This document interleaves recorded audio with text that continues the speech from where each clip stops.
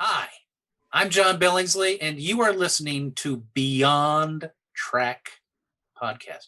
What are some thoughts of yours towards the whole, is Star Trek getting too woke? The idea that a show that exists to push the boundaries in terms of what is acceptable and what it should be like just part of our human condition, which is, everybody on the fucking ship, as long as you're nice. To me, it's like you can't be too woke.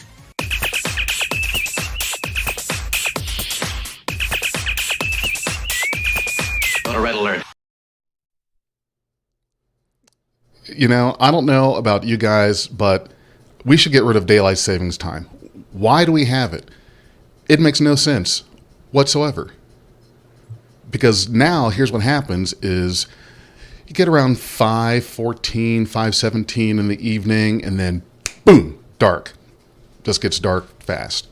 It's because of the sun lobby. The sun is literally lobbying us so that it can keep more of its sunlight. That's really all this is about. It's got to be, which is ridiculous. You know what I was doing the other day? So, got done with work, got outside as quickly as I could, got on the riding mower.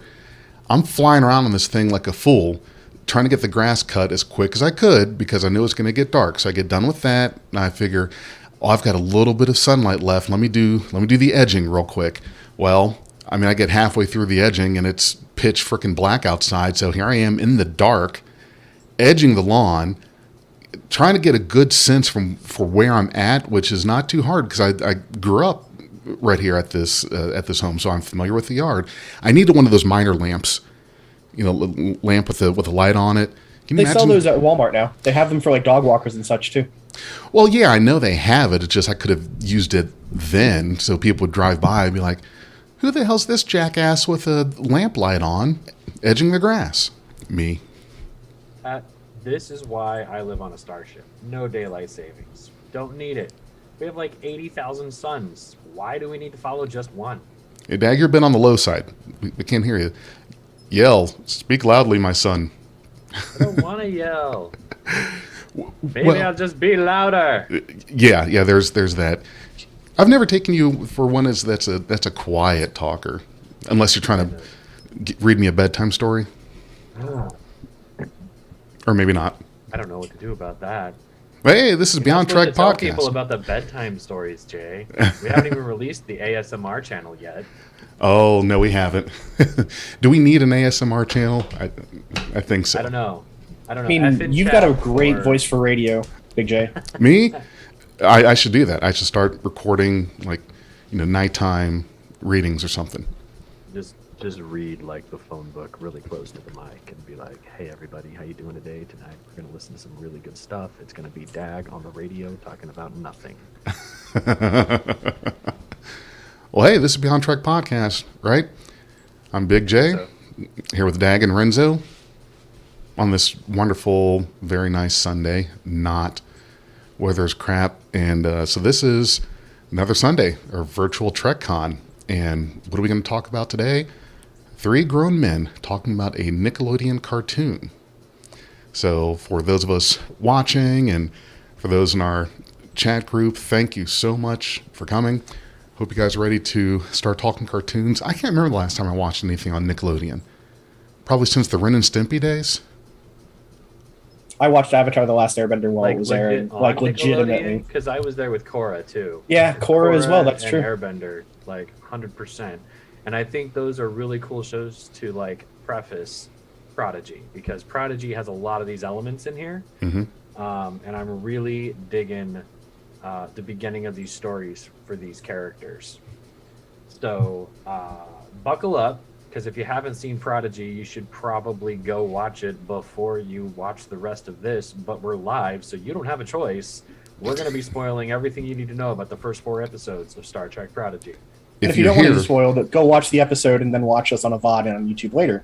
Yeah, that works too. Come back to the replay. Stay in chat. We need the numbers. So what do you guys think of this cartoon? Should we call it a cartoon? Because Lower Decks is an animated series. To me, this is a cartoon. Am I wrong on that? I don't see the distinction. I don't really care. I'm more interested in what's happening because like my all eyes are on Doll right now with like what's going on. But let's talk about what Prodigy is first. Yeah. If you're brand new to Prodigy, joining us live, Star Trek Prodigy is, to summarize, a group of kidnapped kids break free from the grasp of this evil villain named the Diviner. They eventually find and steal this Federation starship called the USS Protostar. It's a test bed Federation starship, and the Diviner really, really wants this ship. We don't know why yet. Through hijinks and learning, the protagonists, all these characters that we'll talk about, will discover how to work together and continue to foil said villains. And we want everybody to know that the great author, producer, writer, David Mack was a consultant for the first 20 episodes of Prodigy. And we just interviewed him yesterday to talk about the third book in the Star Trek Coda trilogy. That's going to come out on November 30th. But right now, I just want to know one thing. Who is your favorite character in Prodigy so far? And why? Ooh, well, before I or any of us mentions that, almost forgot to say, later on in this episode, if you guys all want to hang around a little bit later as we get towards the end, we're going to put up the phone number for the Beyond Track hotline so that the folks that are either watching or in our live chat right now can call in, talk to us about their impressions of Prodigy. So we're going to have our chat line open up later on. So I'm trying to think character-wise. Skip me real quick. Let's put Renzo on the spot.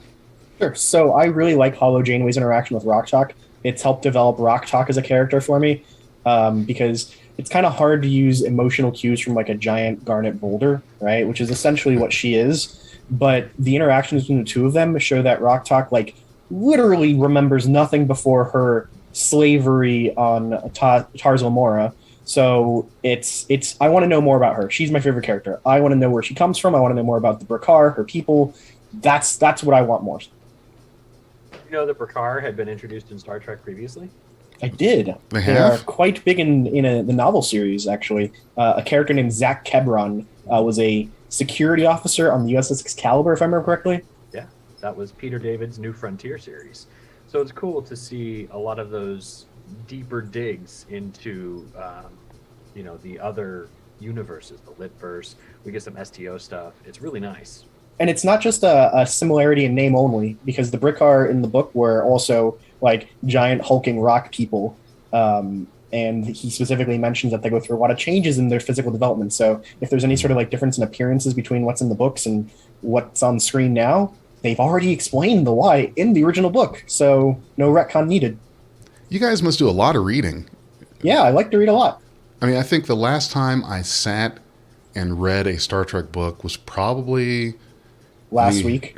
No, early 2000s. Yesterday. The Coda series, I've got the audiobook because the audiobook is the only way I would even have a chance of getting through it. I'm just not a sit down, read a book kind of person. I might get through a page or two, and then immediately I'm thinking there's probably something else I should be doing right now.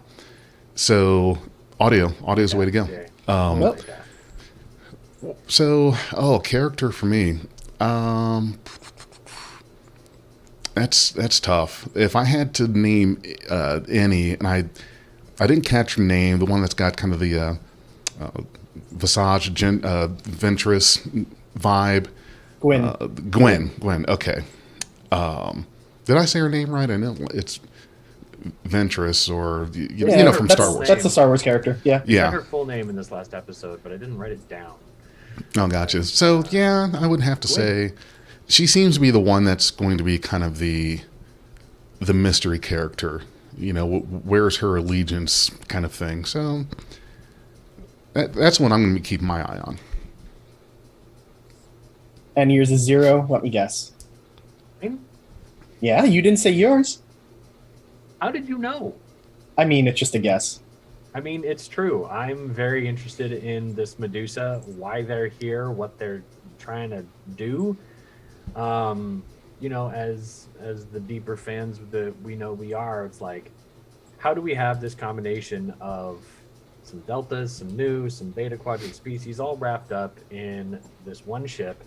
And what is this Medusan doing here? How'd they get here? What's their goal? What's their aim? They're the person we know the least about, but they're also telepathic. So they're like just diving into everybody else's head. Yeah. And we don't know anything about them. I need to know. Well, so we don't know anything about any of the characters' origins, really, any of them except for Jenkum Pog, the Tellarite of the team. He's Right. the engineer. We know that he came from a Tellarite sleeper ship. We don't know how long ago that was launched. We don't know where it came from exactly. We just know it's a Tellarite sleeper ship, which means probably a very slow, long journey to the Delta. Why are Probably- I mean, that begs an unanswered question. Why would the Tellarites sending sleeper ships out? Or maybe it's like Maybe it's a ancient- couple centuries old. Yeah. No, you could be right there. Well, it's the Oh, same reason sure. how conveniently a Cardassian torpedo ended up in the Delta. Well, we know that Quadrant. got there through the Caretaker's array as well. We know Right. that much, right? But a sleeper ship is like designed to take centuries to get anywhere, basically. So I don't think that one has anything to do with the Caretaker. Hmm. That's just my guess, though. We don't. Oh no, know no, yet. it doesn't. I'm just making the comparison about things that mysteriously show up in the Delta Quadrant, because we are in the Delta Quadrant. Was what I picked up from this series. Yes. Okay. I'm glad we're Yeah. back in the Delta Quadrant. To me, that's pretty cool, because so much Star Trek happens in the Alpha and Beta quadrants. Not a whole lot in Gamma. A little bit in Delta with Voyager. And I'm not counting all the books and everything, because that's not canon. But it's good that we're back in the Delta Quadrant and not with the series that abandoned its premise after the first episode. So that's just me talking about Voyager. I'm still creeped out by Dreadnought. I think Dreadnought Yeah. is one of the most terrifying villains we've ever seen in any Star Trek. Like, just physical terror. The appearance is freaking scary. He reminds me a lot of baddies from video games, right? Like the villains in like one of the Doom games. He reminds me of some of the baddies from Elite Force. Like his whole like spider with shooting guns on the sides, like just feels straight out of a video game, and I love it. Well, what are we going to talk about in this show? I can tell you, I'm not a huge cartoon watcher. I wasn't sure what we were going to... As I'm watching this, I'm comparing it to, and I shouldn't be, but thinking about Lower Decks as I'm watching it. And Lower Decks is certainly geared as an animated series towards the older audience, like us. Packed with all kinds of references and Easter eggs that we would catch and we would understand. And then I watch Prodigy, and I know it's directed at kids. I know the age group they're looking for is like 7 to 4 or 5 or 6 to 11 or 12 is the audience are looking for, and it kind of feels like that. Like it feels like it's a very, we just got to get from point A to point B.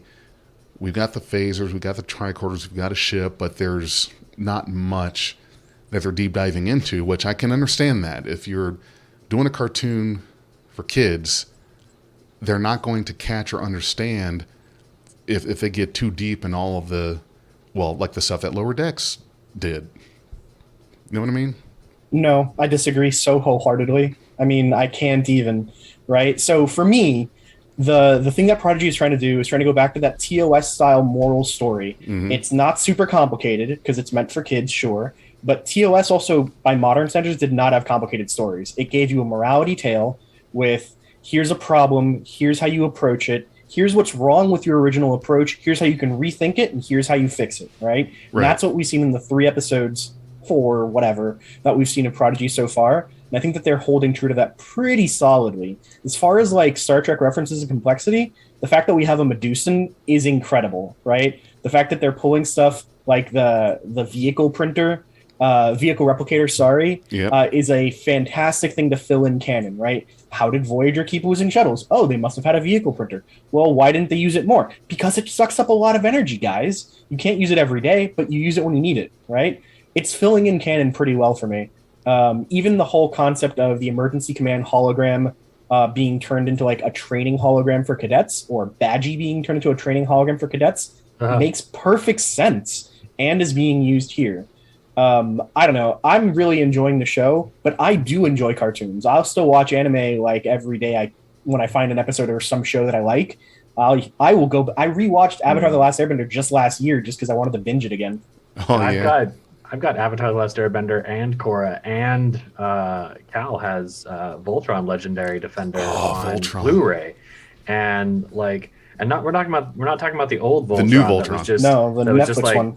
Yeah, the new Voltron is awesome, and I love, Renzo, that you kind of mentioned that this has those vibes, because I'm all about the interpersonal relationships, and we all know, like, okay, these characters are going to figure it out eventually, and the payoff is when they do that. It's very much like in those first episodes of the first season of Voltron. They didn't even form Voltron until like the 6th episode or something like that.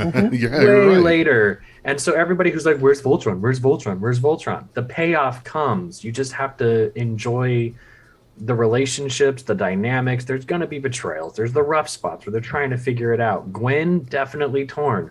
Wants to be a decent person, but keeps being told that has to do other stuff. And, she's torn between her loyalty. And Dahl is like, I finally got the freedom that I've been wanting to taste my whole life. I'm not going to do anything anybody else says, but you have to figure out how to work on a team. So that's Dahl's challenge.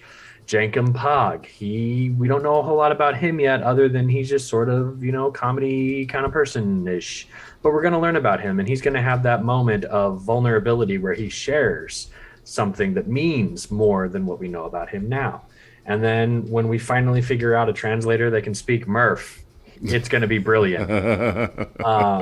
Zero's backstory, I'm totally waiting for that. And then, of course, everybody super hoping that we go back for the Cation Kid, because we have to go back for the Cation Kid. And we know she's Cation, by the way, because of the subtitles that literally said "speaking Cation." I know.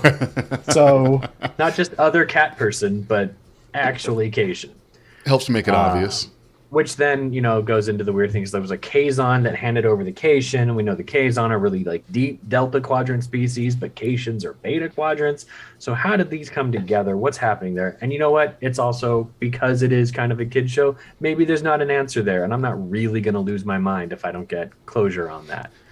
I do think they're going to go back for the Cation, though. I think you're right. I think that's going to be Gwen's Zuko episode, essentially. It's where she's going to go off, maybe taking Dao or Zero or something, or the whole team goes, but they're going to rescue her and maybe liberate the entirety of Tars Lamora, if they can find it, because it's now cloaked. It's also the biggest thing we've ever seen cloaked in all of Star Trek, as far as I think of. Well, Dag, we're talking about the Kazon handing over the Cation.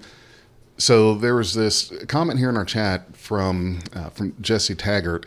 Delta Quadrant is a quarter of the galaxy and could be closer to the Beta Quadrant, like where Ambassador Neelix stays at the mining colony, likely promoting the Federation's influence to the Delta Quadrant. But the thing was, there is the Kazon were more of the, if you're looking at it, you've got Alpha Quadrant, Beta, Gamma, Delta. But Voyager popped up in more of the kind of upper Delta Gamma border. No, the other, like the other end, the border to nothing in the Delta Quadrant. Because it's just the point that the Kazon are way out there. Right, they're way up, so they're near this border. So how did we get Kazon there? Kind of right. The galaxy's really big, right? Like on that. Star Trek is really bad about remembering how fucking big the galaxy yes, is. it right? is. Every sci-fi is bad about this. It's the size that the plot needs it to be.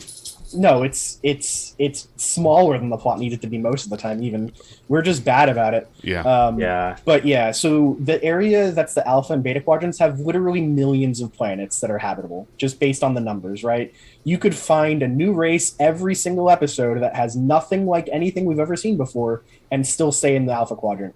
Is it that it's many? a luxury. Yeah. Oh yeah. There's like a quadrillion stars in the galaxy, but I can't wrap my head everything around you it. need to know about Star That's the Trek thing. takes place in like this little dime-sized spot in the border between the Alpha and Beta quadrants. Yeah, when the Federation brags about having 150 member races, that's member races. That's not total planets, but even that is pretty tiny. Yeah. See, I'm going to have an existential crisis just trying to think You should. about how unbelievably massive. My head's going to explode. Can't No, And you're so it's- tiny. We're all so tiny in the scheme of things. Yes. You know what I like to look at? Have you ever looked at one of those, like the size of things websites where they yeah, start those down are- at Oh, yeah. the, It shows you like here's plank your Earth, and then length? 20 Yeah. minutes later, here's the biggest star, and Earth isn't even on the map anymore. No, the sun isn't even on the map anymore at that point. Yeah. Yeah, the sun was long gone off that Yep. map. Oh man, and you know, there's something to be said about the animation for this show. I'm feeling Great. some. I mean, I really like it, but I'm also like getting some stop motion vibes. Are you seeing that when you watch it? Do you feel that? Like, I don't think In it's bad. Gwyn's I think fight it's kind of cool. scenes, in Gwyn's fight scenes, yes, especially when she's doing things with her sword nanite shield thing. Definitely some stop motion-y feels to things, which is neat. Yeah, but yeah, because that's like accidental. They're designing and rendering these to give us a little bit of that that stutter that you get from stop motion, which I really appreciate. I don't think I And- picked up that. Sorry to cut you off there. I didn't.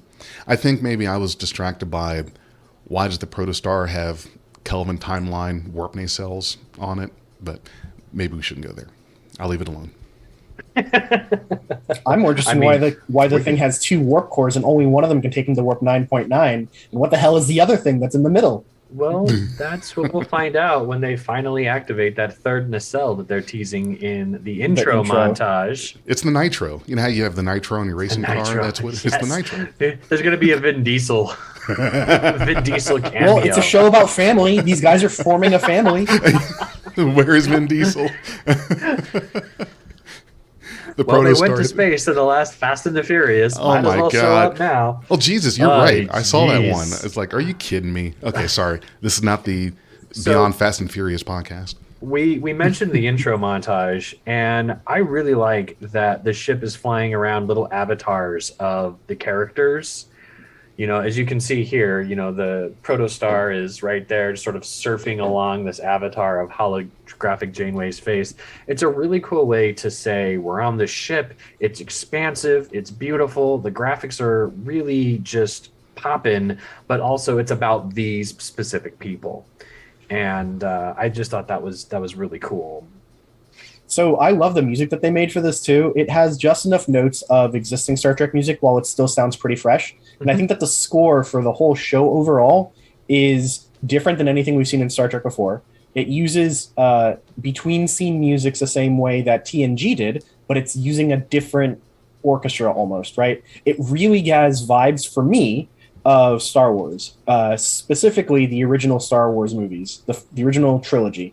Right? It reminds me so much with the musical cues, and I quite like it because this is the more rough and tumble story. This isn't like a clean Federation ship where everybody's doing okay and it's the utopian universe. No. These are kids escaping unspeakable terror and horror and slavery. This requires a bit more of a rough and tumble audio track, and I think they've done it really well. And I think it was Michael Giacchino that composed it. I think he only composed the intro. I'm not sure he composed everything. That's probably true. But for those of you, But, yeah, Michael Giacchino's amazing. Giacchino did all 3 of the Kelvinverse films. Tell me- Composed And the Up. music for. Amazing score that And he did. Up. Okay. Yeah, Started I out love with balloons, went to spaceships. Got it. So tell me, I'm gonna have to listen to the intro again. I've listened to it for every episode, and I don't know why. And I'm sure the audience, the chat pack, may all disagree with me. You guys might also think I'm crazy, but for some reason, I get kind of this like subliminal Stargate SG-1 type beats in the intro. For some reason, it always makes me think of that. Now, are you guys familiar with that show, the intro to it? Yeah. Very much. Am I crazy? Very Is action, there? or I mean, the intro to Stargate 1 spells out what that show is all about. We're going to a whole bunch of different worlds, and we're fighting a lot of bad guys. Mm-hmm. And I think that there is a bit of that here too. Okay. I gotta look up who wrote that actually. Which I don't one? know, but I just picked up the metal version from Captain Meatshield. Oh man, yeah. So I mean, you said the protostar has some Kelvin vibes to it, but what I was just picking up from Yeah. it was like a much more organic construction flow of the ship. I was really hoping for that third nacelle to pop out in the first episode, but like forming Voltron, we Yep. have to wait a little while to see what that's all about. Wait for the payoff. But yeah, but I mean, even when they were stealing it, and Dahl was on top trying to get the shield generator thing into the ship, and he pops it in right as that robot jumps, and then the robot hits the shield, and you're like, yes, protected. Gripe. And they bunk out of there. Small gripe about that. Okay. A system as crucial as the shields should not be something that you have to service on the outside. I get if it's in a space dock, sure, but why would they think that this would never need to be done when the ship is in motion? I know that it was for the scene, it was for the action, etc., but I'm not buying that. A prototype that's got the shield fixie thingy on the outside? Forget that. I'm not going out there to fix it. But the shield emitters have to be on the outside of the ship. And if the shield emitters are going to be out there, you're going to have to service them. And you might as well have auxiliary and primary power sources adjacent to those emitters. And it's not like anybody was like, oh, by the way, let's figure out how to replace these things while we're being chased by Murder Robot in the middle of an escape while it's flying. No, you're going to be in space dock with a spacesuit, and you're going to have all the time in the world to pop these barrels back in there. Just don't be Worf, because we know how Worf is with even barrels. So, right? It doesn't even have to be in space dock. The thing can land on planets, as it demonstrates in the third or fourth episode, right? This thing could have been serviced on the surface somewhere. But what if it has a ski? What if it has to be done? What if it has to be done in space? That's what I'm saying is, what are they going to do? Turn on the shields, fill it with air, go outside, do the job. No, but like at impulse or warp or something. No, I mean like under duress. So if you're at warp, first of all, if you're at warp, you've got a warp bubble around the ship. All the inertia in that warp bubble is relative to the ship. So you could literally walk out there during warp and do the thing on a spacewalk. Well, right. Don't be Worf, because it gave him a queasy stomach. It's not the ship that's moving when you're at warp. It's It's the space around the ship. Okay. And so you've got that. Yep. War dog time actually makes a good point too, right? This may not be a component that normally fails. This thing had been stuck inside of this geode of a planetoid for who knows how long. Which I want to point out is another thing that reminds me from this show of the Voltron Legendary Defender show. The look of planets in Legendary Defender was sometimes very non-normal astronomy looking, right? Like they were flattened discs. There was like a bulge in the middle. Or like Cars that were like twisted out or crushed, and just like no. In normal gravity, those things would collapse back to a sphere. But look at Tars Lamora. The show. Look at Tars Lamora. Looks just like them. Yes, it does. Do we know? Does anybody in the audience know if the animators or even like the science consultants for Prodigy are working on this show too? Because we're getting a lot of those similar vibes, but maybe it's also just formulaic. Like, let's move away and take some risks about the way the show looks so that it has this really unique aesthetic to it. Well, it doesn't have to be more eye-catching for the younger audience, because don't they tune more into the visuals and the graphics of things? So I would think that they are putting a knowledgeable effort into that and not so much deep dialogue. It's kind of a mix. Like you want the... It depends on the age of the audience. You probably have some kids who are like 10, 11 years old who are like really into the characters. Right. And then their little siblings are going, ooh, pretty, because the art's cool. And that'll draw those kids into that story as they watch with their family members. Okay. But if you're an adult, you're probably just like, man, I remember when Gumby was a thing, and now we have Prodigy. Oh my God! So you had to say that. I looked it up. The animation studio doesn't line up with Legendary Defender at all. No similarity there. Because Legendary Defender was DreamWorks. No, Studio Mir. Oh, was it? DreamWorks is a production company. Studio Mir did the actual animation. Correcto. Okay. Yeah, and then Nickelodeon Animation Studio and CBSI Animation Productions do all the effects for Prodigy. Well, I wonder if they grabbed some people from Studio Mir is in those Seoul. Other places. The Nickelodeon studio is in Los Angeles. It's possible, but yeah, Seoul, Korea. Seoul, Korea. Right on. I mean, we have likened this show to Voltron Legendary Defender, Avatar The Last Airbender. Renzo, when this show first started coming out, when we did our Picard Prodigy preview, however many months ago that was, you mentioned that there was another Nickelodeon show that was a lot like this. Can you talk about that? Yeah, so in my childhood, like when I was 9 or 10 years old, there was a TV show that came out called Space Cases. the premise was there's this academy for students in space. It's part of their like Starfleet Academy equivalent, except it's their high school and middle school equivalent. And a ship docks there, and it's empty, it's derelict, it looks biological, nobody knows what the hell it is. And these kids have said that they want to go check it out. This like group of students that is, you know, not top tier students, they're kind of middle rung or bottom level students, and they just kind of go inside, try and play with it, and the thing detaches and it launches them into space at speeds they can't even comprehend. And now they're lost with a robot and with two of their teachers in the middle of nowhere, and they're just trying to get home, right? It's very Lost in Space.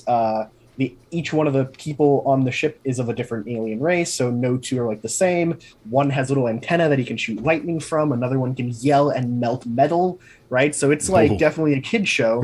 It was live action. It was quite entertaining, and it had George Takei as the main villain in it. No so way. It was, he was a big reptilian dude whose name I can't remember, but it was a fun show. What do you guys think about this? This is a great observation by, now I think I'm going to get it wrong, Galinda B. You have to put it phonetically in the chat. I'm sorry if I'm butchering it. But says this is less of a kid show than it is a family show.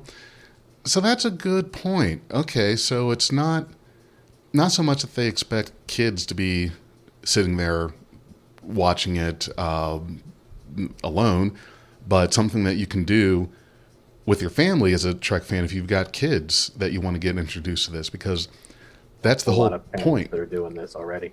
Oh yeah. Well, that's the point with Prodigy, is to get them in young while they're. You know what I would love to do? What's that?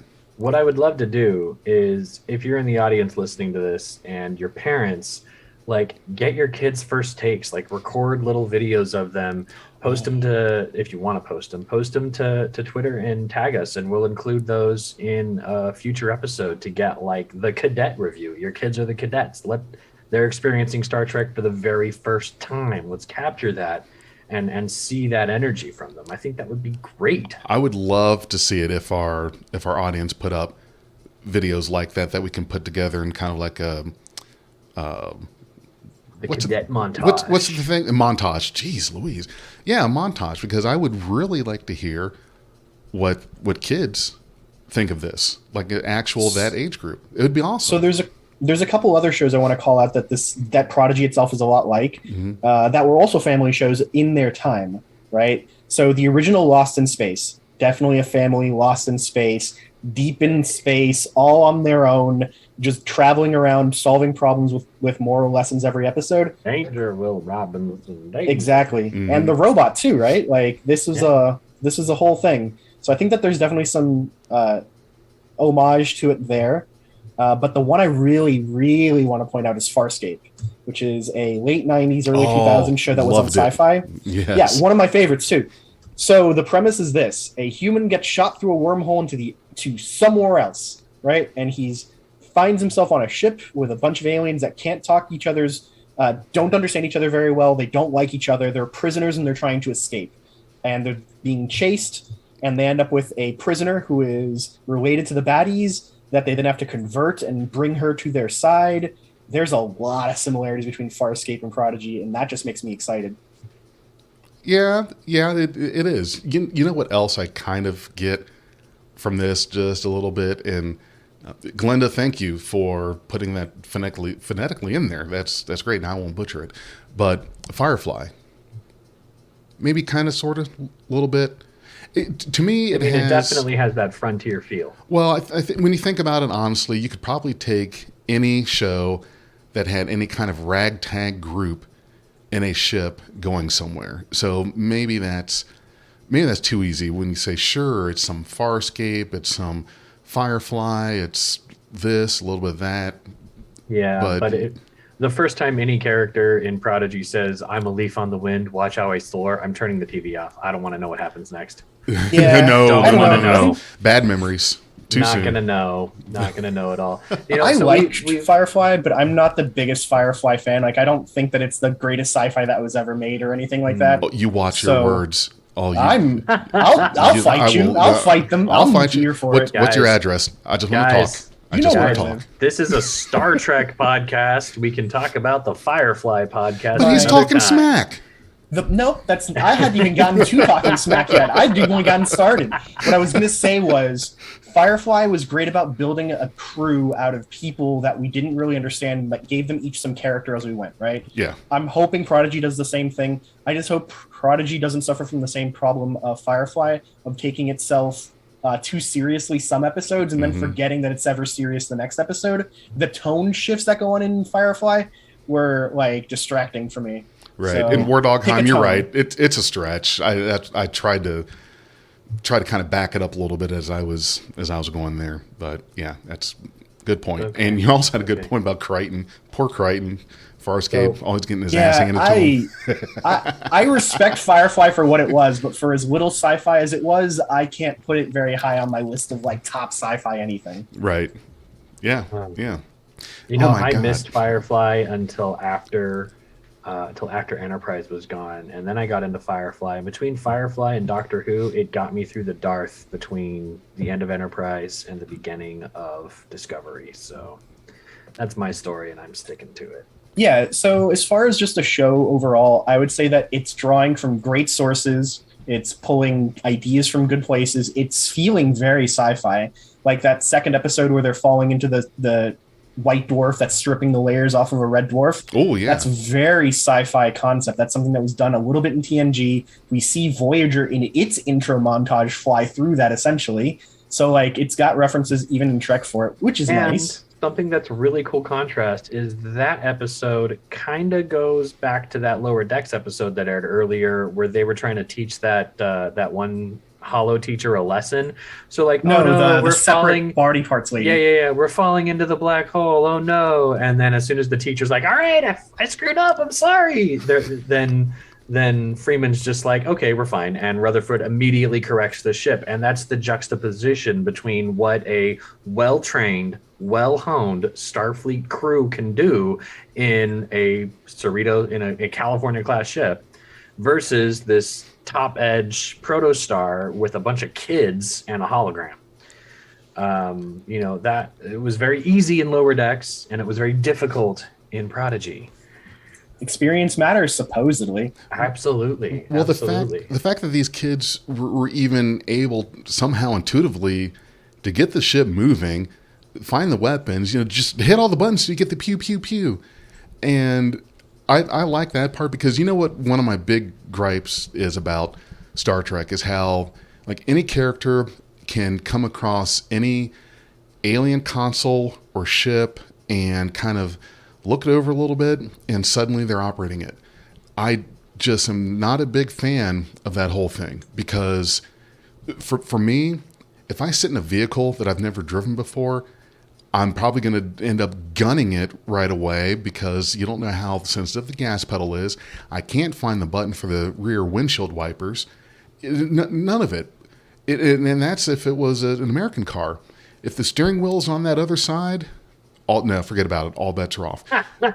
But Picard is going to sit in a Riemann fighter, and suddenly he knows how to pilot it. Data was there too. Data didn't know the language either. Yes, he did. It took him a while. It took him a minute, but yeah. But still, cool. You know what I'm saying. If I I end do. up in front Oh, of I a- do. If I end up in front of a console that's in French, I'm like, we're gonna die. We're dead. Sorry. yeah, no, I get where you're coming from, but I feel like Much things less like an alien replicators- language. Yeah. I feel like things like replicators and tricorders kind of resolve some of those concerns for us, right? Like if you can scan up a console with your tricorder and it translates stuff for you or explains like the functions, like it can translate and explain the function of a system for you, right? Whenever Right. they're on these alien consoles, they're always scanning it with a tricorder too before they start pushing buttons, unless they're 7 of 9 or Data because crazy. Well, Okay. All right. I mean, think, that I doesn't wanna to spin totally off get rid of my into- gripe, but it helps relax. It I'm just a glad I little. helped a little. Thank you. I want to spin off into this thought that I was having while I was watching it. As an instructional designer, I often have moments where it's like wow, I used to know how to, I know how to do this really well, and I can't remember what it was like to try and learn how to do this. And so I'm training people and I'm taking very discrete notes so I can be like, oh, they're asking these kinds of questions. Those are easy questions now because I'm doing it so long. Anyway, what's it like to watch Prodigy as an adult who may or may not be on the other side of a lot of these learning arcs and a lot of these experience arcs? These are kids. They're from nowhere. They don't know how to do anything. And, you know, it's easy for us to see, you know, Doll as this Impulsive, unlearned, petulant kid. right. Yeah, it's easy for us to see that, but you know, whether or not we're the target audience, the payoff comes from on this side of the coin to see that arc mature. And if you're a kid, it's probably, if Doll's your favorite character, then it's probably to go along with Doll on that ride and recognize that, you know, inevitably Doll's going to fail, but he's going to get picked back up. He's going to be surrounded by people that give him that second chance. And that's like solid relationship building that kids can, you know, see really good examples of on shows like this. Yeah, and I think that that's a really good point, right? Like the show is morality tales. It also demonstrates good behavior from people, right? Like they face adversity and then they overcome it. Like that is something you want your kids to see, and you want to see kids doing it for kids. So that makes sense to me. 100%. And that's just why you know, we have a little document that we put together to be like, what are we going to talk about for this live? And the headline for that section was, how we know we're too old for a kids show, to which Renzo said, speak for yourself.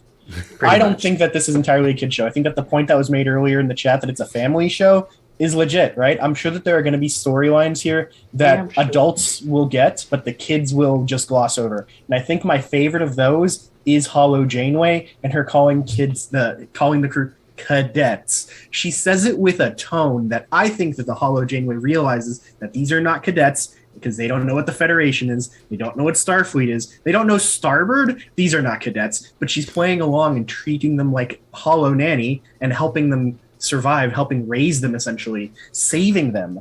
I think that's something that's implied, and I don't think kids are expected to get it. Well, think about it. If you get... I'm sorry, Dad, go ahead.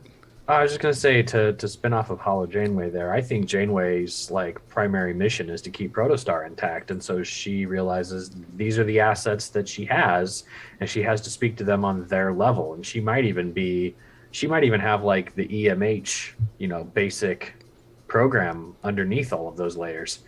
Her bedside manner is way better.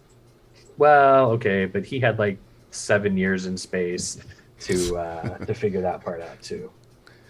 Well, what I was going to say is, when you're talking about wanting to introduce your children to Star Trek, what choices and options do you have out there when you're thinking, all right, I would like to get my child hooked on this and to like it, and you kind of only have that one chance. It's like, okay, what episode or what movie do I do that with?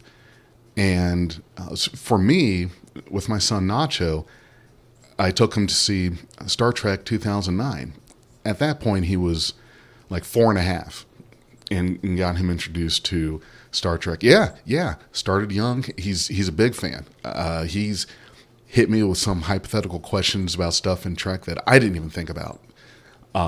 As a movie, yeah, he might have been, well, but the thing is with those movies, they were built to be the flashy Star Wars like fast-paced action. So yeah, that was great. Like you wouldn't want to introduce someone new to Star Trek and have their first experience be to watch The Final Frontier.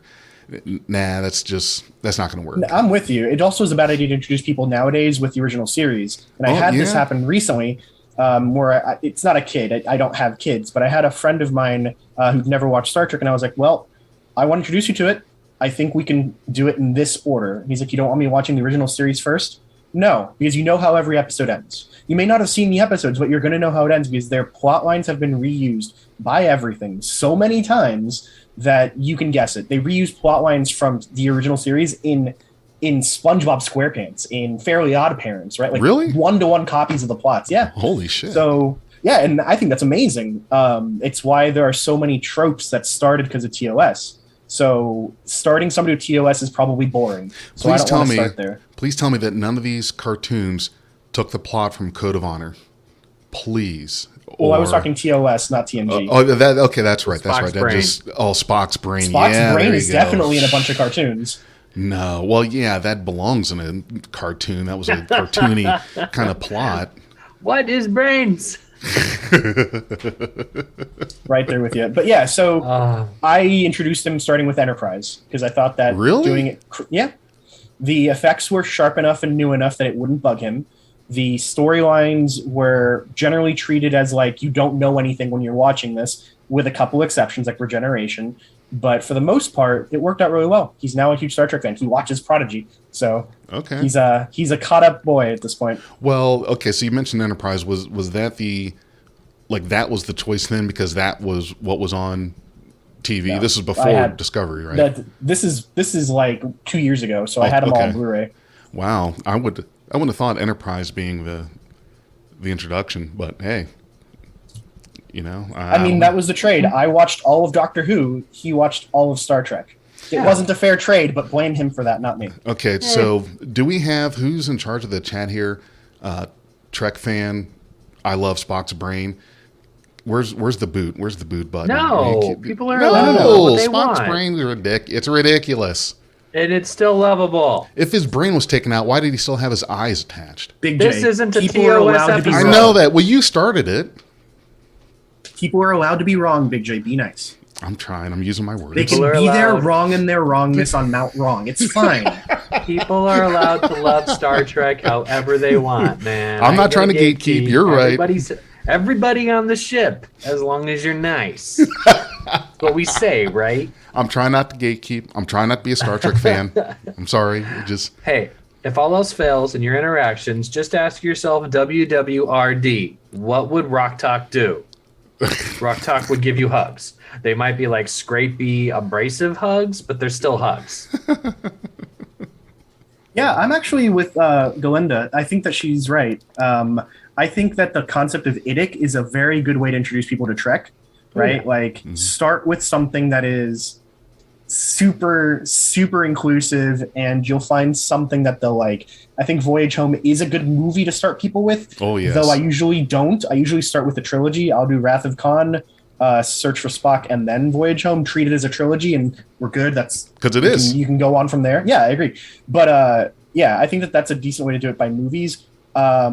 Yeah, it's tough to do the motion picture if you don't already enjoy Trek because it's slow. The motion picture was very much a movie of its time. Besides Star Wars, which broke the shell of science fiction, Star Wars the motion picture was very much what sci-fi was like then. Yeah, it was Space 2001 and such. Yeah, no, Yes. I get it. It's very much a picture of its time. I'm just saying, like, trying to get somebody into Star Trek now with it Sure, is yeah. gonna be rough That's a because tough of the sell. slowness. Yeah, That's also what IDIC means. IDIC is saying there isn't one general solution for everybody. You're not and not everybody's gonna pick the same favorite episode, For and sure. not everybody is gonna have the same entry point that they're gonna appreciate. You might show somebody the motion picture, and they'll be like, "This is amazing," and then they tune out somewhere in I don't know, like season 5 of Voyager, where you get 4 or 6 super actiony episodes in a row, and they're like, this isn't my jam. Whereas you have other people who are like, these 6 episodes are amazing. Why did you make me watch the motion picture first? I mean, it's just your entry point, your appreciation point will vary, and I love it. Agreed. Well, I think for the families, for the young ones, Prodigy makes it a pretty good choice to start them young with. Oh yeah, it's definitely going to grab those Avatar vibes, those Korra vibes, those Voltron vibes, and it's going to give new Star Trek viewers the ability to follow along with these characters and watch them grow into wherever the show takes them. And I think, I don't know, maybe aspirations on my end, it's like, oh, they end up in the Federation and everything's hunky-dory happy. I don't really want that to happen, even though my brain's trying to get me to go there. But Well, I think we'd have to understand their good why Dahl doesn't want that first. Like, we have to explore their backgrounds here and understand why Dahl is terrified of the idea of the Federation the way he is, to the point where Zero didn't even want to probe any further. So Yeah, I want to know what that's all about. And another great observation from Trek fan, knowing the person, knowing something about the person also helps, because you can get that vibe as to what to match up Star Trek with them, or at least have a better idea absolutely. of what to show this person. And that kind of guides there. If you don't know that person well enough and you're just trying to guess, that can make it more complicated. So yeah, Well, that was another reason why I picked Enterprise, right? The trade that I did was Doctor Who for Star Trek. So I know that he likes episodic TV that has kind of timey-wimey, wibbly-wobbly plots that sometimes only make sense at the end, right? Which Enterprise has a fair number of, and it has the whole temporal Cold War aspect, which I thought might be engaging. Then we realized that he hated the intro soundtrack so much that he wanted to... That's why your choice was brave for anything. We watched it on Netflix, so we just skipped the intro every time. We were fine with it. But the first time I made him watch it, he's like, this is terrible. What the fuck is Star Trek? So it was pretty bad.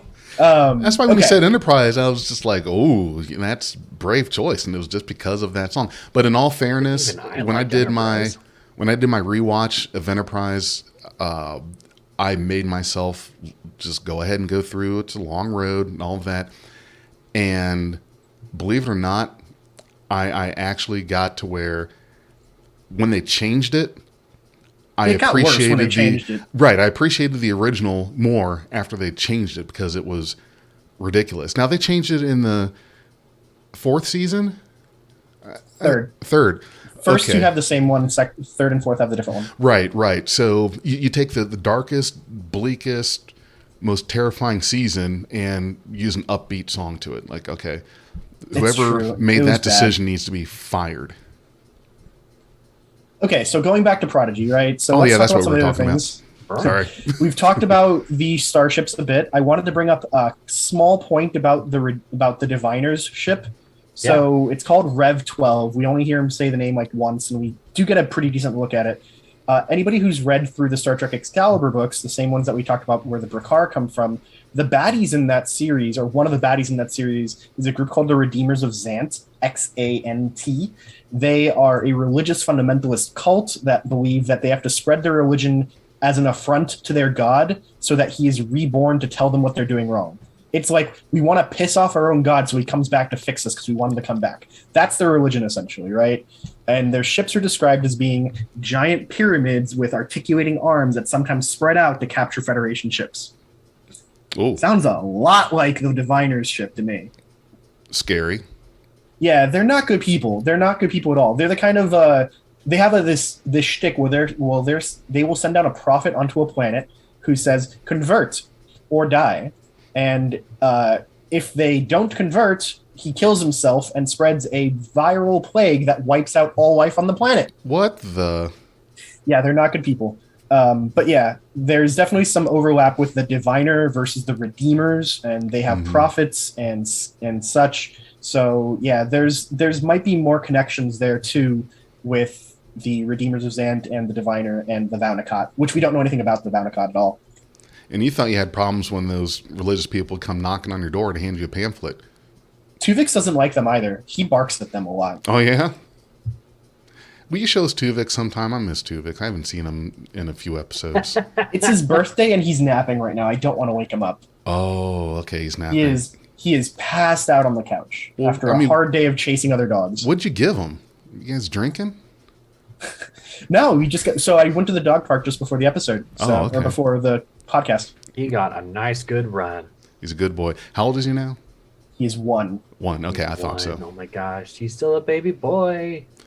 What Star Trek are you going to introduce your dog to? A meta moment in Prodigy. Please. It's the first Star Trek without a human main character, and we really, really get to take advantage of the animated format to show off these very alien designs, alien worlds, alien backgrounds.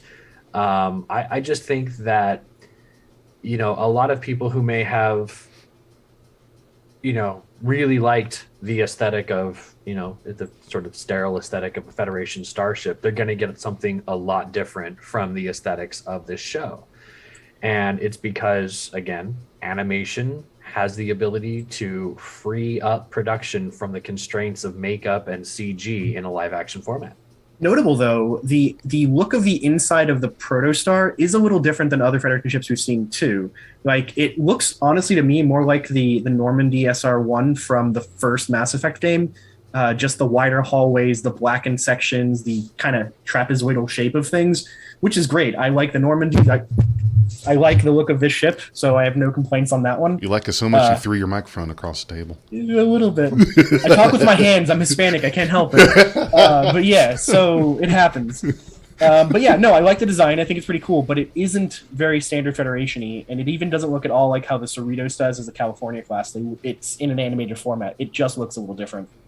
You know what it really gives me the vibe of? Like a test, like an American aircraft, like a Concorde or a Blackbird. It's got that very test feel to it. Just a reminder, the Concorde was not an American aircraft. It was British French. I'm a jackass.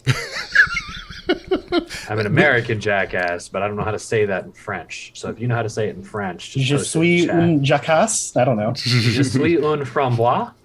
Well, we could catch what you were laying down about it being a I prototype. get it. Yeah, it definitely is a prototype. It definitely has that, like, this is still not finished kind of look to it. Right. But the Defiant was also a prototype. It was an NX class as well, or an NX ship as well. And it definitely looked more done than this. But that might just be because Cisco is getting it as an actual ship for use. Oh, that's a good point. Cisco helped design that ship too. True. Okay, I was just looking at I've got a bigger picture of the ship here, because I'm going to make sure they got the registry right. It is an NX, so it's Honestly, NX to me, something. it looks like an evolution of the Nova class. Yes. Like, it's really neat. It's got the articulating warp nacelles that we see go down in the intro. That's new. I like it a lot. But yeah, I like the design. It's pretty neat. The fact that it is meant for long range, almost solitary exploration with a pretty small crew, cool. And it's fast, apparently. So Is that what it's meant for, though? Why would you send I thought Voyager was small for something like... Well, they weren't supposed to end up in the Delta Quadrant. Voyager is small. Yeah, but I would think that if the Protostar was meant as a long-range exploration vessel, that you wouldn't want to send something small. You don't want to send a gigantic ship. Or, I mean, maybe you do. You know, you'd have more room, more provisions, whatever. But why a small one? Why would you... This looks more like a ship that you send out scouting. Because of the speed, right? If this thing can go to the Delta Quadrant and back in like a week, if you go there, you find something you don't have the people for, you go home, you bring them back, and then you come back to your mission, right? Ooh. If it's as fast as this thing supposedly is, like with Quantum Slipstream or something, Yep. it's going to go back and forth to Federation space in like a couple times a week kind of thing. You think so? We'll definitely find out as Star Trek Prodigy continues. Yes. We are coming up on that. One small point on that before I we do wanted that. to do that too, but you can. I was just going to say that Captain or the Hollow Janeway even goes, "Do you want me to lay in a course of Federation space?" Like, it's a trivial thing. Like, oh, we'll lay in the course and be there. It's not a 70-year journey anymore. So Yeah. I think there's definitely an implication that it's a lot faster. No, Sorry, that's a Dad. really Go good ahead. point. No, it's an inside No. joke for her. She's laughing like you want to set a court for Federation space. Sipping her coffee as Yeah. she goes. You Oh, guys man. we're gonna learn you. That was the sassiest hologram movement in Star Trek. Prove me wrong. When she just like created a hollow cup of coffee and drank that, like, you're a hologram. You don't need that, and you did it Tag. anyway. I love Grab you. the badgie. Grab the badgie. That's still more sassy than that. Yeah, I just wanted to let the audience know Star Trek Prodigy is going to be taking a break after its 5th episode, and we're going to be getting all of Star Trek Discovery Season 4, and then Star Trek Prodigy, the final half of the season, will be airing after Discovery. Really? Yeah, that's the way that the producers have published it. But also, we just learned yesterday that it looks like Prodigy is getting another 20-episode second season order. So, But they're being split up differently from what we learned from David Mack. Like from the second season, yeah. Right. Well, Yeah. not even just that. He said that they were going to treat the second season that was just confirmed as a third season because this first 20-episode run is being split into 2 seasons, he said. That is true. That is very Right. true. There's going to be like that Legend of Korra feel where it airs for a year, but you get 2 very distinct stories out of that. And I'm very much wondering if this 5th episode is going to end on like an urgent cliffhanger. And then the kids who are watching are going to have to learn, just like I did that fateful summer of 1990 when Riker said fire, that you don't get to see what happens for 3 months as you wait for the series to come back. Still have PTSD from that. It's been 30 years. If you want to talk to me about it, you can take up my therapy hours. I'll use it. Do they take Anthem? So I just put up the number for the Beyond Trek hotline, 513-279-2344. Would love to hear from you if anyone would like to call and talk to us about the show today in Prodigy. So that's 513-279-2344. So real quick, I thought the intention the whole time with Prodigy and Discovery was to have them go concurrently. If Prodigy's going to be like no. Yep. But why wouldn't they do that? Because Discovery's going to be a 13, 12 to 13, 14 episode season. If Prodigy is a kid show, which it is, kid show, family show, why would you suddenly put BigJ, 14 you've weeks? You've made this argument like 20 times. But I don't remember. I'm old. You said break. What genre overload of like Star Trek overload, whatever you called it, right? I did. There's too much of it. Yeah. You've made this argument so many times. It's that they're probably just afraid to overwhelm people with too much Trek at once. So what you're saying is that this is what I argued for, and I got it, and I'm still complaining. Exactly. Yes. I don't know. I can't help it.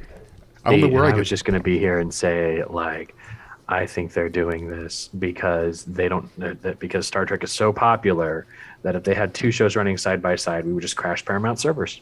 Boom. Right. Well, it was that franchise fatigue is what I was worried about. That's the word you used. Yeah, franchise I got fatigue. You. I got you.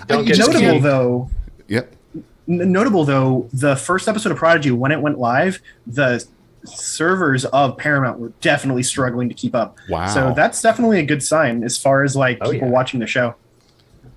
Wow. That is awesome. Now, I'm going to mute myself here. It looks like this is weird. I don't know why. I get a voicemail, but suddenly the phone didn't even ring. So let me listen to this. Somebody tried to call us. Yeah, and it just didn't do the thing. No, didn't do the thing. So if you know who Linda, you were, I am with you. I also miss real TV seasons. 26 episode seasons. Bring them the fuck back, please. Right. Okay. But let's talk. I mean, if we're going to do that, we have to talk about production costs. The reason we could have 26 episode seasons is because we could afford 26 episode seasons. I was watching TNG. TNG gets you 44, 45 minutes without commercial. Enterprise only gets you 42. The original Star Trek got you 55, 56. So the production costs are eating into all of that. And I think they're choosing to spend those money on those 13 episode seasons to get full quality. You're right in all points. No disagreements. Those are all very relevant things. I just think we should sell off an aircraft carrier or two and nationalize Star Trek and fund it properly. Star Trek on PBS? You have my attention, sir. Yeah, exactly. Right? Just give it more money. I have no complaints about it. Just give it more money. Can you tell us how to get to the Alpha Quadrant? Listen, Star Trek has never had a musical episode, and I'm in for it. I'm here. Buffy managed to do it, and it was amazing. Do it for Star Trek too. Yes. You know what happened? I somehow unlinked my phone from the thingy. That's why it didn't ring. So let's play this voicemail. Yeah, I know I messed up. Hold on a minute. Broke the thing. There's so many people who are trying to call us right now. I was just called in to talk about Prodigy. But I will try again later. So if that was you, please call us back again. Sorry, BigJ had a technical mess up moment. So that's why, So I think you need to get your Hollow Janeway to fix your technical problems. I can have one technical mistake a year. That was the one. Computer, run a level 1 diagnostic on the comm system, please. So it's 513-279-2344. I think a musical episode of Lower Decks would be perfect. A musical episode of Lower Decks, yes. But make it so that they're mandated to sing somehow. So Q fucks with them. You must sing. You can't not sing, kind of thing, right? That's what they did in the Buffy episode. It was a devil that was just making everybody sing. There's never Or been a they're musical episode, right? They're hunted by a species that is attracted to neutral tones, so they all have to speak melodically in order to get through that species space. That would be beautiful. I would love A that. Herojan musician is hunting them, kind of thing. Oh, Jesse just said that Jesse just said they left a second voicemail. It's not coming through, Jay. I'm sorry about that. It's. I mean, the thing's linked. Jay, you now. broke all the things. You gotta be watching it when the call comes in. I've got my eye right here. Like I see the thing. Oh, you know what I probably did? No, I don't think I blocked the Google Voice number. That'd be stupid. Well, there's been so many telemarketing calls and all that. Dag, you call it. Let's see if this. I'm not going to call it because I don't have my phone near me. But I was asked in You chat. don't have your phone near you? If the communicator works. So I'm going to hope I don't blow out the speakers, but give me some bandwidth here to push some buttons, okay? I think I heard it. It makes a little noise. Well, Jesse, so sorry. it works here. Well, that's your old-fashioned communicator. Ooh, the Bluetooth one. I was not expecting that to happen. Wait, War Dogheim, you have the Bluetooth version of this? Because that's an expensive piece there.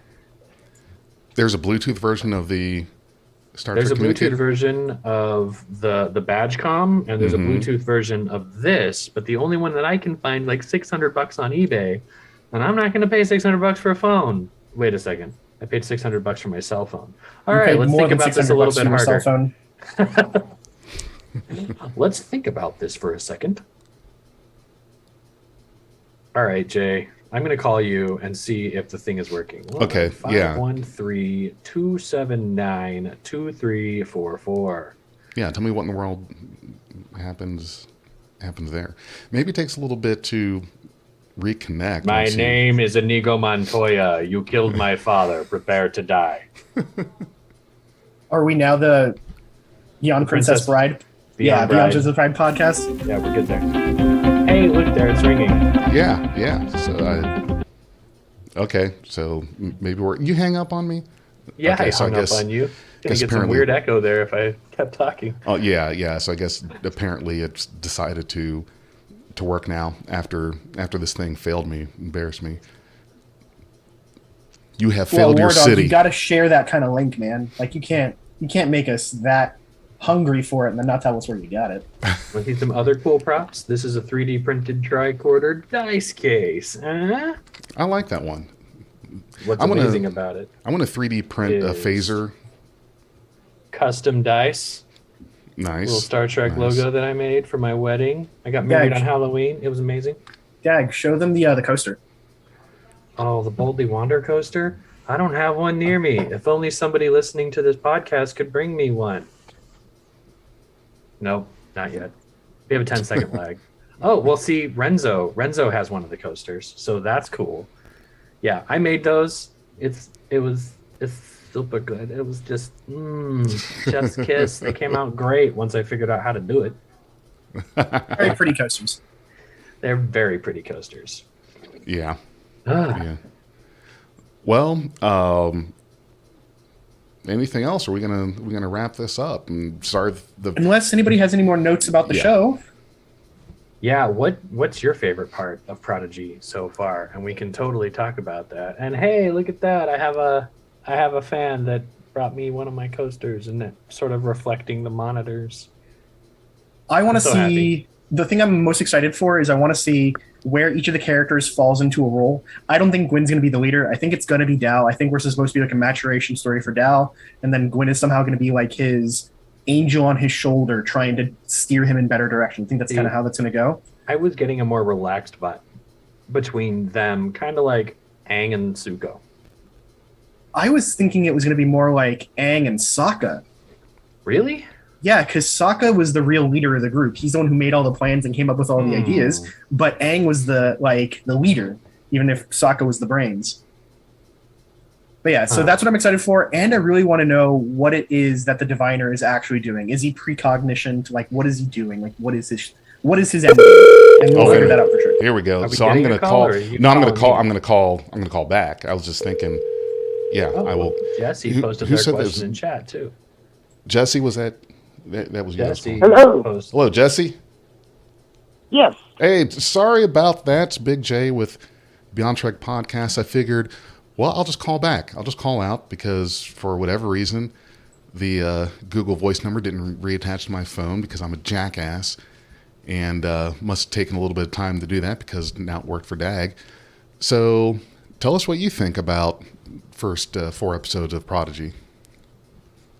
I've really been enjoying them. I'm I grew up with Next Generation, and so Wesley I connected with, and then Jake in Deep Space Nine. Then Voyager was the first series I watched first run, and then eventually Naomi and all the kids. So I'm loving Prodigy's introduction, and especially with Janeway. And I hope that she introduces Rock Talk to the Adventures of Flutter. Oh, Yes. man. Yes. Adventures of Modern Rocco. What a thought. That's amazing. I would love that. Yeah, Rock Talk meeting. Well, do they even have a holodeck? We don't know. The ship may not have one. Well, they have holograms. Yeah. They have hologram emitters, so they same as the totally Prometheus did, right? The Prometheus Right. had the holo doctors that just walked around the whole ship, but we don't know if it had a holodeck. But yeah, no, that's a cool idea. Seeing Flutter and the tree dude interact with Rock Talk might be really fun. could. Oh, yeah. So Jesse, what's your opinion on where to start a new fan for Star Trek? I'm gonna have to go with Enterprise. Start at the beginning of the canon timeline. With Enterprise, okay. It's not a bad place to start if you go the route of starting in canon. Instead, it's a prequel, but start start with that. So, all right, very, very interesting. Yeah, it's like going back to episode 1 to introduce somebody to Star Wars. True. Oh, but here's I want to watch it this way. Have you heard of the Machete Order? Which it's episodes 4, 5, 1, 2, 3, 1, 2, 3. 6. You Yeah, guys ever so heard that I have one? a modified machete order that I do Uh-huh. when I'm trying to do this to people. I start them with Rogue One, right? Yes. Rogue One leads right into A New Hope. So you do Rogue One, A New Hope, Empire Strikes Back, 1, 2, 3, Solo, 6, Whoa, 7, 8, 9. geez. Okay, so okay, well, I'll have to talk to you Solo about that because Return of the Jedi has the whole escape scene, the rescue of Han Solo from Jabba's palace, right? So give the guy some backstory. Oh, yeah. later. Oh, okay.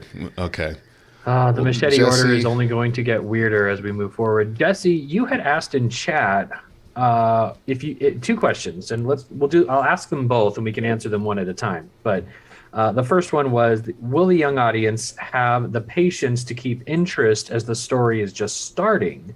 And the second question was, do you think the show will make the lesson of a morality play come back? And I would like to hope for both. Like, I think as a kid, I got pretty hooked on shows just because that was what was on TV. So if my parents are watching it, then I'm totally going to go for it. Older kids, I hope they have like a routine where it's like wake up in the morning, eat their cereal, and then put Prodigy on. Oh, that would be awesome. Yeah. And I agree with you, Jeff. With like when either the cliffhanger or when they come back, that patience is actually their morality play lesson of the time. Yeah, no, that makes sense. I think that the morality plays are already starting, right? Like the morality play for the second episode, not the pilot 2-parter, but the second full episode was, even if you think you know what you're doing, it never hurts to ask for help, right? If you run out of ideas, ask for help. That was the whole lesson for Dal. Reach out to Janeway hologram, ask her. She knows more about this than you do. Ask for help.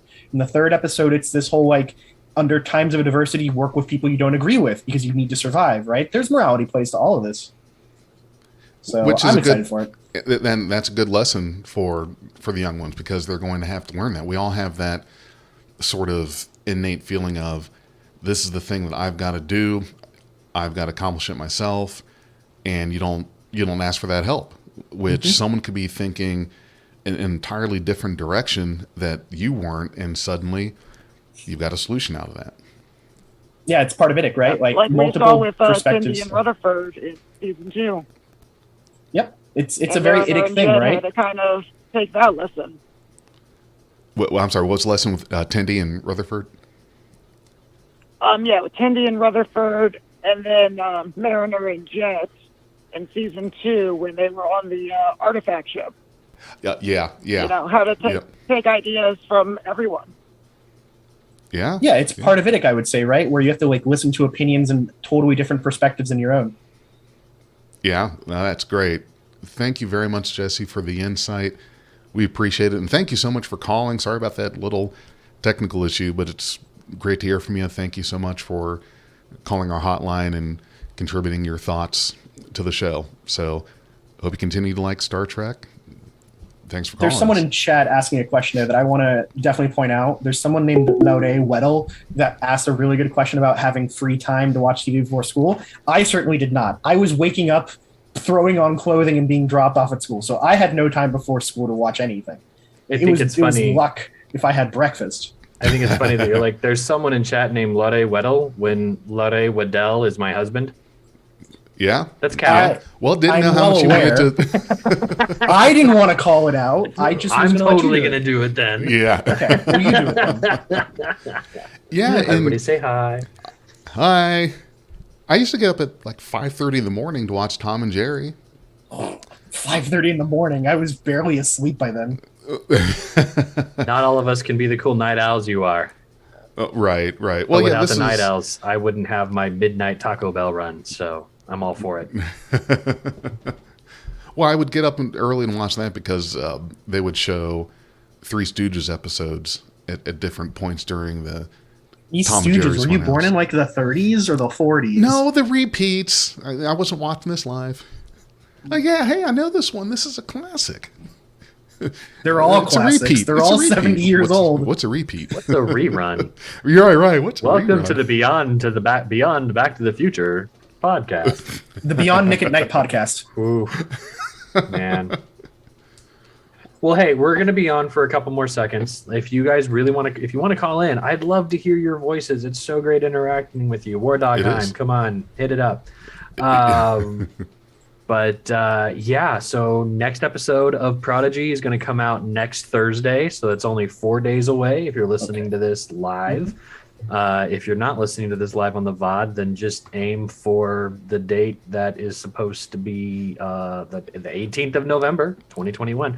Wasn't Generations released on the 18th of November? Like It feels 7 years ago, something like It that. feels I feel close like to that was that. the right day for Star Trek Generations. You looked that up at some point, didn't you? Just so I don't bother. Oh, jeez. Because they No, were- you're right. November 18th, 1994. You got Holy it. shit. Yeah, right off the top of my head. That's the kind of fan I am.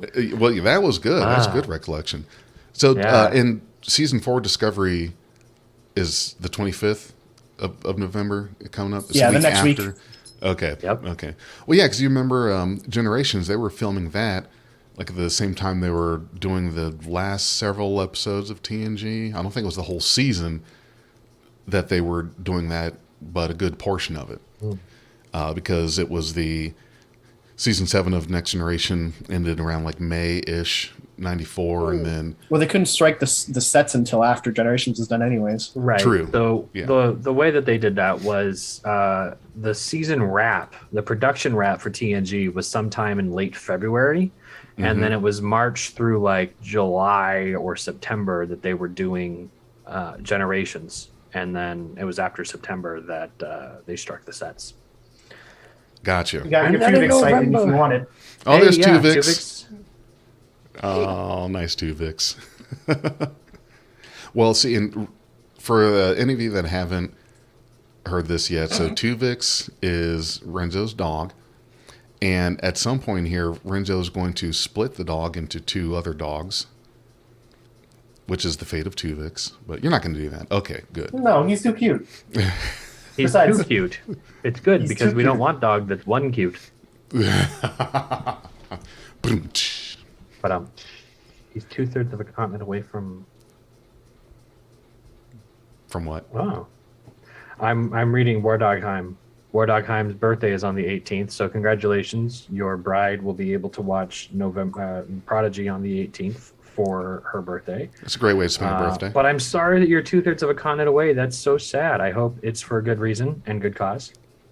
2/3 Eastern, 2/3 West. Western, northern, southern. Are you planetary. Australian? You could be in orbit, like 2/3 of a continent in orbit. It's only like 2,000 miles. That's not very far. True. Yeah. How many miles you got in your car? More than I mean, 2,000? that's certainly more than the ISS is up, though. Up in space with Jeff Bezos. True. It's true. Jeff But when doesn't even you really want to get away from everybody, Go to space. Cool. oh, I think we have covered our Prodigy 4-episode review. You guys can check us out on VOD. Please check out all our other episodes. Subscribe, like, find us on Twitter at Beyond Trek Pod. And Special thank yous.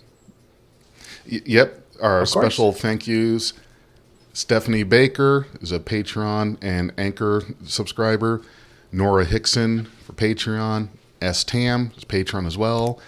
As Anne Marie is another Patreon provider. And Jim Cook on Anchor.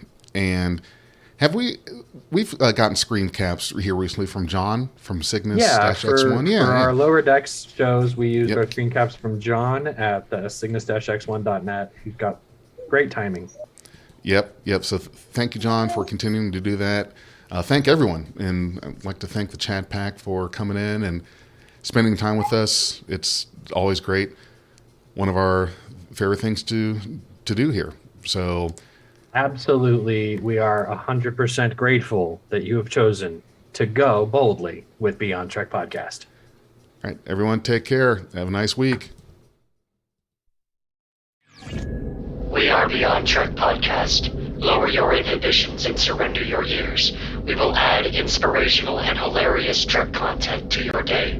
Your attention will adapt to subscribe to us. Resistance is futile.